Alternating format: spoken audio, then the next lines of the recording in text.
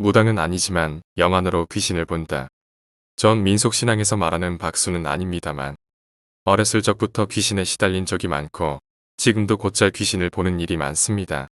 아마 잘은 모르겠지만 제가 아주 어렸을 적에 큰 병을 앓고 기사회생하고 나서부터인 게 아닌가 합니다.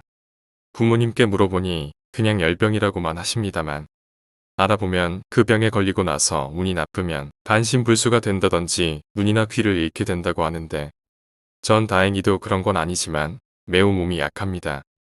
몸은 마른 삼대처럼 비쩍 말랐고 항상 사람들이 처음 보면 얼굴이 너무 휘어 귀신 같다고들 합니다. 어렸을 적에는 워낙 알 수 없는 그런 형체들을 주변에서 많이 접하다 보니 정신이 많이 쇠약하여 학교를 며칠이고 쉴 때도 있었고 한때는 정신과 치료를 받는 게 일상이었지만 지금은 그냥 일반인과 똑같이 살아갑니다. 절 볼 때마다 이상하다고 하는 사람이 많지만요. 지금까지 귀신은 정말 수도 없이 봤습니다. 몇 가지 특징적인 것만 소개하려고 합니다. 해면한 노파심에 하는 말이지만 이런 것에 흥미가 있으신 분들은 괜찮으실지 모르지만 평소에도 무서움을 많이 타시는 분들은 제 이야기를 듣고 일시적인 공포 이상의 강박관념이라든지 그런 걸 경험하실 수도 있습니다. 왜냐면 지금까지 많은 사람들이 그래왔고 또한 그렇기 때문에 전 이런 얘기를 남에게 하는 걸 굉장히 삼갑니다. 중학교 때였습니다. 학교가 끝나고 집까지는 걸어갑니다. 한 2km 정도 거리가 되죠. 그 도중에는 큰 교차로가 있습니다. 그리고 여느 도시처럼 바둑판처럼 길이 되어 있어서 큰 길 중간중간 2차선 내지는 일방통행차로가 있고 성가시계 신호등이 많은 그런 곳이죠. 하루는 차로의 노개를 따라 큰 길로 합류되는 지점으로 걸어가고 있었습니다. 뒤쪽에선 차가 오고 있었고 차는 제 옆을 지나갔습니다. 차는 감속 없이 갔습니다. 근데 뒤쪽에서 보면 운전석과 조수석에 사람의 뒤통수가 보입니다. 그런데 운전석의 운전자 머리에 검은 게 무언가 둥둥 떠 있었습니다. 전 시력이 좋지 않아 그게 가끔은 연기처럼 보일 때도 있고 작은 구름이 떠 있는 것처럼 보일 때도 있어요.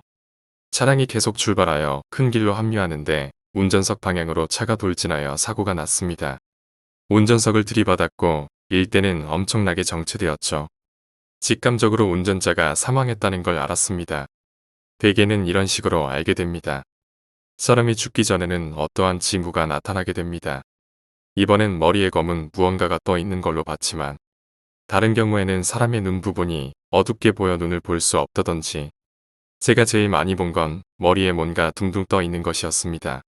대개는 그게 죽음의 징후라는 걸 바로 깨우치진 못하고 눈앞에서 사고가 일어나면 아까 그게 그거였구나 하고 생각하는 것입니다. 하루는 밤늦게 먹거리를 사러 슈퍼로 가고 있었습니다. 집에서 슈퍼는 100m 정도 거리였어요. 지금처럼 추운 계절이었어요. 그런데 그 가는 길 오른쪽에는 아파트 단지가 많아요. 아파트가 끝도 없이 늘어서 있으니 아래쪽은 굉장히 삭막한 느낌이 드는 곳이죠. 그런데 어떤 분께서 그 추운 날에 러닝만 입고 길을 잃은 채 이곳저곳을 둘러보시는 거예요. 제가 그분에게 가서 무슨 일이냐고 물으니 집이 어딘지 모르겠다 분명히 자다가 깼는데 라고 하시길래 전 말했죠. 저쪽에 보이는 산에 가시면 산 위에 암자 같은 곳이 있어요. 거기로 가시면 돼요. 이분은 급사하신 겁니다. 돌연사라고도 합니다. 어떤 병으로 급작스럽게 사망하신 경우입니다. 이번의 경우는 러닝 차림인 걸로 봐서는 집에서 주무시다가 변을 당하신 걸로 보입니다. 이런 경우 대개는 자신이 죽었다는 사실조차 인지하지 못하는 경우가 많습니다.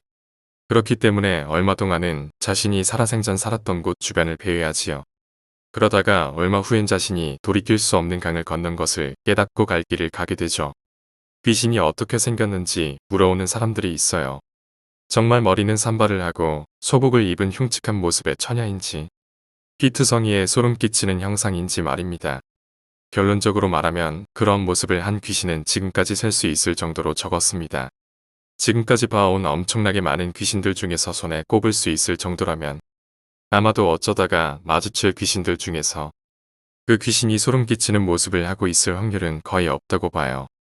만약 그런 몰골을 한 귀신을 보았다면 열의 9은 헛개비라고 자신할 수 있습니다. 우리는 알게 모르게 드라마나 영화 등에서 본 귀신의 모습을 상상하지요. 왜냐면 그것밖에 못 봤기 때문입니다. 그래서 의뢰의 귀신이라 하면 귀를 뒤집어 쓰고 있거나 아주 흉측한 모습을 하고 있을 거란 일종의 고정관념에 빠져 있습니다. 제가 사람이 나서 살아가서 죽은 모습까지 처음부터 끝까지는 본 적이 없지만 대개는 사람 모양을 하고 있습니다. 눈, 코, 입 다 달렸고 단지 낌새가 이상할 뿐입니다. 지금까지 그나마 덜 온전한 귀신이라고 하면 다리가 없이 마치 둥둥 떠다니는 듯한 그런 모습은 본 적이 있습니다. 마치 스케이트장에서 자연스럽게 마찰 없이 이동하듯 그걸 봤을 때 굉장히 기이한 경험이었다고 생각을 했습니다만 정말 드문 소스라치게 겁나는 형상을 한 귀신들은 어떤 경우인지 아까도 말했지만 99는 헛개비라고 했죠. 그렇게 자주는 아니지만 귀신 이외에도 우리가 헛개비를 보는 일은 더러 있어요. 좀 다른 말로는 환상이나 환각이라고도 합니다. 단지 그게 헛개비인지 아닌지 잘 모를 뿐입니다. 그리고 그렇게 본 헛개비들은 대개가 자신의 머릿속에서 만들어낸 형상일 가능성이 다분합니다. 강박관념이 지나치면 그럴 만도 합니다. 그러면 일의 진짜는 뭘까요? 그건 분명히 크게 보이는 사람과 어떤 인연이 있을 가능성이 높아요. 우리는 가끔 잠자리에서 흉한 꿈을 꿉니다. 대부분은 깨어있던 상태에서 어떠한 불안이나 강박관념, 피해망상 등이 꿈에서 비슷한 형태로 나타납니다. 예를 들면 너무 돈에 시달려서 곤궁한 처지에 있다면 꿈에선 무언가에 쫓기는 악몽을 꿀 때가 있습니다. 악마가 쫓아오던, 귀신이 쫓아오던, 실제로는 악마나 귀신은 그저 공포의 상징일 뿐 일체의 의미는 없습니다.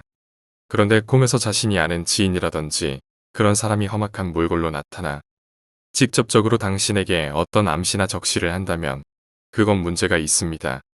과연 그 사람과 좋지 못한 관계를 가졌다든지 혹은 원한을 살만한 일을 하지 않았는지 생각해 봐야 할 것입니다. 흉측한 몰골의 귀신도 대부분 그렇습니다. 예를 들면 남자가 부녀자를 강간하여 여자가 수치심에 못 이겨 자살했다면 그 여자의 원혼은 평생 남자를 괴롭힐 겁니다. 남자뿐만 아니라 남자가 장차 결혼을 할 처, 그리고 그 자식들, 부모 인척들에게까지 그 화가 뻗어갈 겁니다. 그렇게 원한에 사무친 귀신은 이승을 떠도는 겁니다. 그런 귀신들은 아주 참혹한 형상을 하고 있다고 해요. 영화에서 보는 그런 놀래키려고만 하는 특수문장. 이런 것 따위와는 비교가 되지 않게 공포스럽고 소름 돋습니다. 아마 그런 일은 적겠지만 사람에게 원한 살만한 일은 하지 않는 게 좋아요. 그 사람이 약하든 강하든 지위 고하를 막론하고 남에게 눈물 흘리게 하면 언젠간 자신은 피눈물 흘릴 날이 옵니다. 귀신은 정말로 사람을 해치는지에 대해서 물어올 때도 있어요. 그건 역시 인연에 따라 다르다고 밖에 말할 수 없네요. 우리는 산 사람끼리 살아가지만 보통은 서로에게 피해 안 주고 살려고 합니다. 아무 이유 없이 남을 해치거나 하는 이런 사람은 극히 드뭅니다. 귀신도 마찬가지라고 보네요. 귀신은 기입니다. 기가 뭐냐고요? 눈에 보이지 않으면서 사물에 영향을 주는 힘을 뜻합니다. 냄새를 기라고도 합니다. 겨드랑이 냄새를 액기라고 하는데 비슷한 맥락이죠. 냄새는 보이지 않지만 후각을 자극하지 않습니까? 기 중에서도 귀신은 강한 음기입니다. 사람은 생명체이기 때문에 양기입니다. 음양이 엇갈려서 보이지 않는 건 아닙니다. 양은 원래는 볕이 비추는 곳을 뜻하고 음은 원래는 그늘을 뜻합니다. 사람이 뭐라고 생각하세요? 사람은 육체와 정신으로 이루어져 있어요. 우리가 의지대로 움직일 수 있는 건 육체가 있기 때문이에요. 육체는 정신을 담는 껍데기에 불과합니다. 육체가 시간이 지나 쓰러져 더 이상 정신을 담을 수 없게 되면 정신은 육체를 벗어버립니다. 이런 육체를 시체라고 하지요. 그리고 떠나버린 정신은 혼과 백으로 갈라져 총칭하여 귀신이라 합니다. 귀신과 사람의 차이는 몸이 있고 없고의 차이입니다. 귀신은 몸이 없기 때문에 우리 눈에 보이지 못합니다. 귀신을 본다고 하는 사람들은 저승에서도 눈 떴기 때문입니다. 왜 그런지는 이유를 알 수 없어요. 대개는 이런 경우 신내림을 받았다 하여 무당으로 사는 경우가 많습니다. 명대로 사람이 죽는다면 사람들은 자기가 죽을 때를 압니다.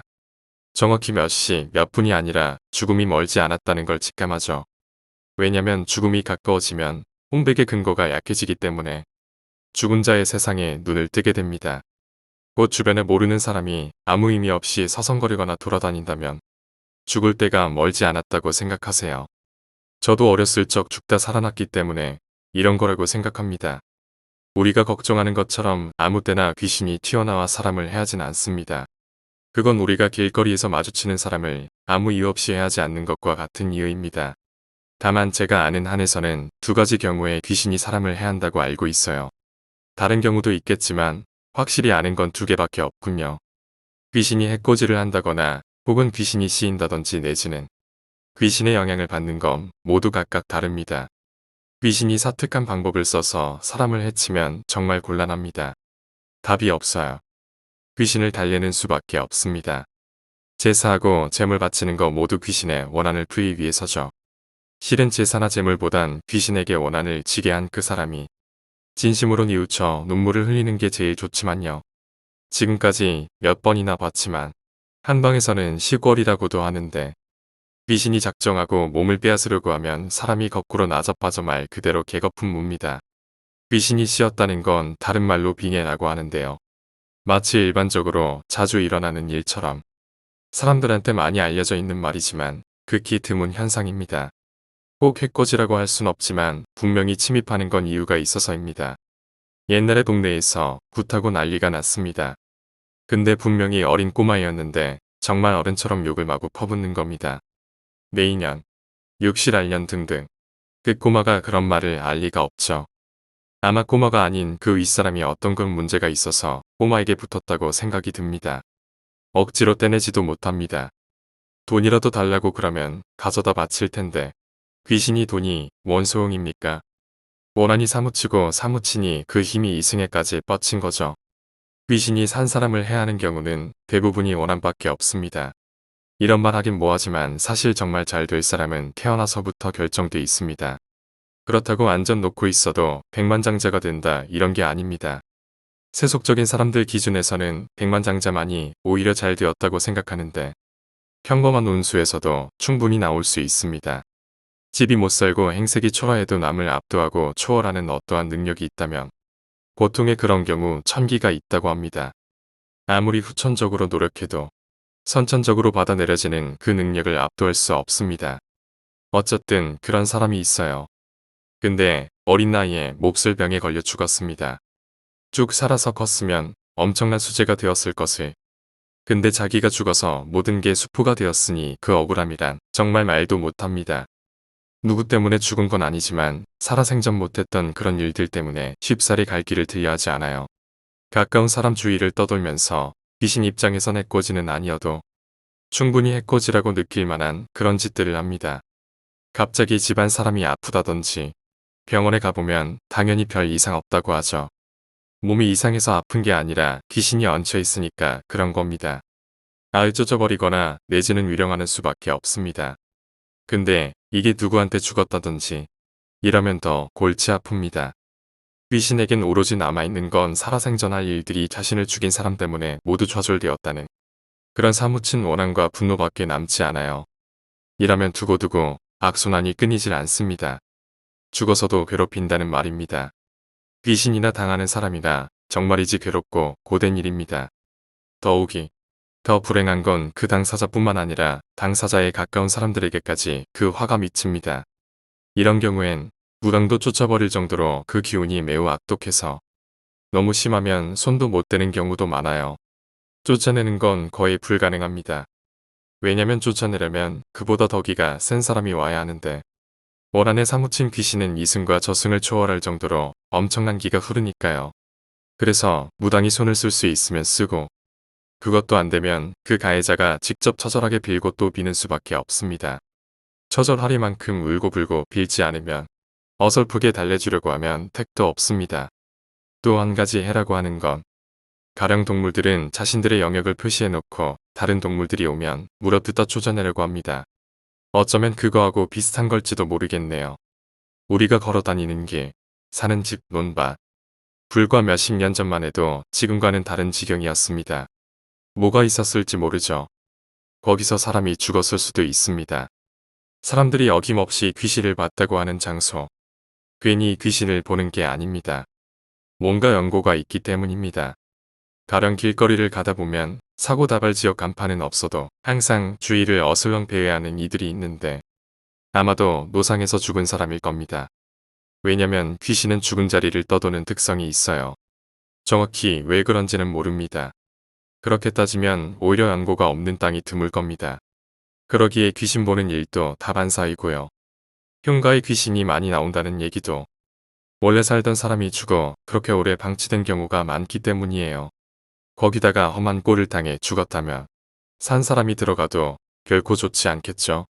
정확히 말하자면 귀신은 자신이 죽었던 땅 이외에도 자신이 살아생전 몸담았던 그 육체, 무친터에 강한 집착을 합니다. 시신을 함부로 다루면 사체성괴나 훼손죄가 있지만 그 시신의 원래 주인에게도 엄청난 죄를 짓는 겁니다. 똑같아요. 옛날 어른들이 무덤 함부로 밟지 말라고 합니다. 무덤 잘못 밟다가 눈 뒤집힙니다. 절대 하지 마세요. 이건 일종의 공격성의 해악이라기보다는 방어적인 본능일 뿐입니다. 흉가 등지에서도 아마 그 집에 몸담았던 귀신은 이방인들의 방문이 그다지 반갑진 않을 겁니다. 다음 편에 이야기가 계속됩니다.